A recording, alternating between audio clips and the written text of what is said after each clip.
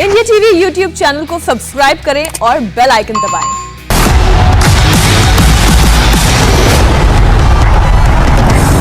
और Tokyo Olympics में हमारी ये मेगा कवरेज लगातार जारी है। आज हिंदुस्तान का एक और पदक पक्का हो सकता है।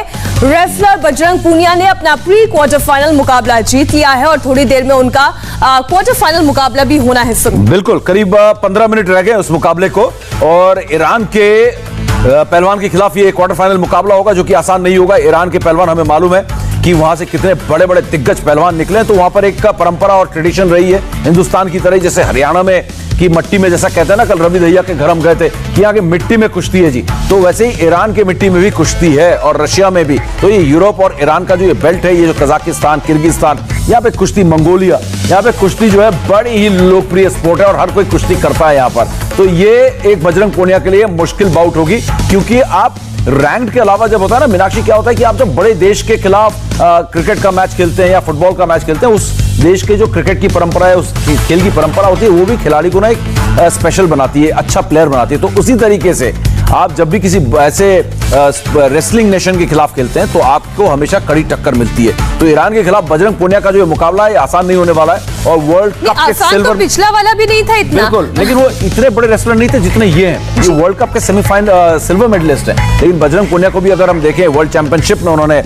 सिल्वर मेडल ले रखा है, ब्रॉन्ज ले रखा है, एशियन गेम्स के गोल्ड मेडलिस्ट हैं और एशियन गेम्स के रेसलिंग में जो मेडल्स होते हैं वो मायने रखते हैं ओलंपिक्स में। ग्लोबल स्टैंडर्ड जो है वो, क्योंकि एशिया में जब एशियन गेम्स होते हैं, एशिया में सारे जितने ब्रेकअवे रशिया जिसको हम कहते हैं, वो अब एशियन गेम्स में आते हैं। कजाकिस्तान हो गए, किर्गिस्तान हो गए, उज्बेकिस्तान हो गए, तो यहाँ के बड़े जबरदस्त पहलवान, रशिया को छोड़ दें, ईरान, ये सारे पहलवान जो है एशियन गेम्स में आते हैं। और एशियन गेम्स का जब आप बड़ा मेडल लेते हैं, गोल्ड या सिल्वर या ब्रॉन्ज भी, तो आप ये मान सकते हैं कि ये ओलंपिक में जाके भी अपने मेडल को जो है दोहरा सकता है। ग्लोबल स्टेज में, वर्ल्ड चैंपियनशिप में, वर्ल्ड कप में, ओलंपिक्स में ये मेडल ले सकता है। तो ये दोनों जो रेसलर्स हैं, दोनों इस लेवल के रेसलर्स हैं जिन्होंने वर्ल्ड लेवल में दुनिया के टॉप टूर्नामेंट्स में अपने मेडल ले रखे हैं। तो अब इस क्वार्टर फाइनल में बजरंग पूनिया के लिए असली जो जंग है ना, अब शुरू होगी बजरंग पूनिया के लिए।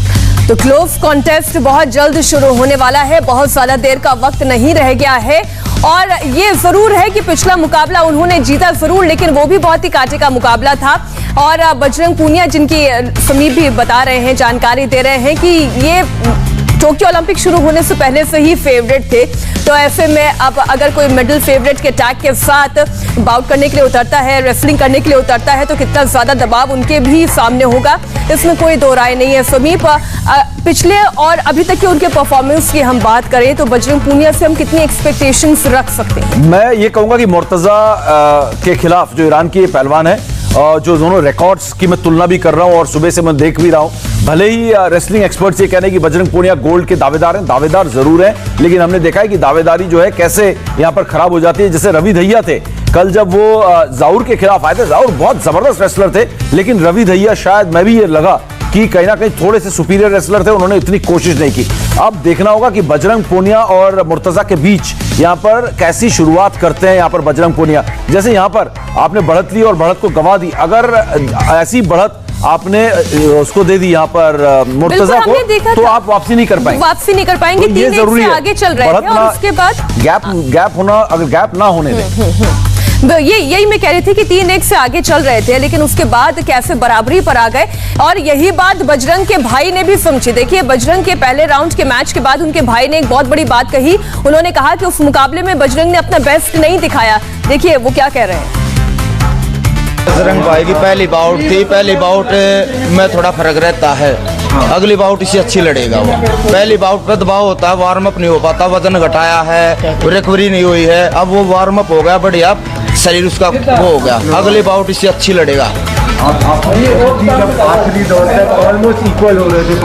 कुश्ती में उतार चढ़ाव रहता है, कभी वो भी बराबर का पहलवान है, वो भी वर्ल्ड रैंकिंग का पहलवान है। ऐसा पहलवान नहीं था कि वो हल्का पहलवान था कोई, ऐसे पहलवान की कुश्ती बराबर रहती है, लेकिन जो जीदारी करता है वो जीतता है। देखिए, हर मुकाबला कड़ा होता है। बिल्कुल, एक बात मैं बोलूं, भाई कह रहे हैं कि वो गर्म हो रहा है, वजन घटाया है, रिकवरी हुई ना है, तो ये रिकवरी ना हुई तो भाई बड़ी मुश्किल हो जाएगी और गर्म होते होते ऐसा ना हो कि वो वापस हिंदुस्तान पहुंच अरे जाए। नहीं जी, गर्म हो गया, बोल तो रहा है कि पहला मुकाबला हमेशा थोड़ा मुश्किल होता है, उसके बाद वार्म अप पूरा हो जाता है। ये गलत बोल रहे हैं। हाँ, ये हो सकता है कि पहले मुकाबले की जो नर्वसनेस है दबाव, वो उससे वो उभर गए हो, क्वार्टर फाइनल पहुंच गए हो। लेकिन अगर उनके भाई की बात हम मान लेना यहाँ पर, तो बड़ा खतरा जो है वो इंतजार कर रहा है बजरंग पूनिया के लिए। तो एक छोटे से ब्रेक के बाद आप कहीं मत जाइएगा, आप देखते रहिए इंडिया टीवी, क्योंकि कुछ ही देर में क्वार्टर फाइनल का मुकाबला बजरंग पूनिया का शुरू होने वाला है। हम लगातार अपनी कवरेज केवल टोक्यो ओलंपिक्स के लिए आपके लिए लेकर आए हैं। एक छोटे से ब्रेक के बाद होंगे फौरन हाजिर।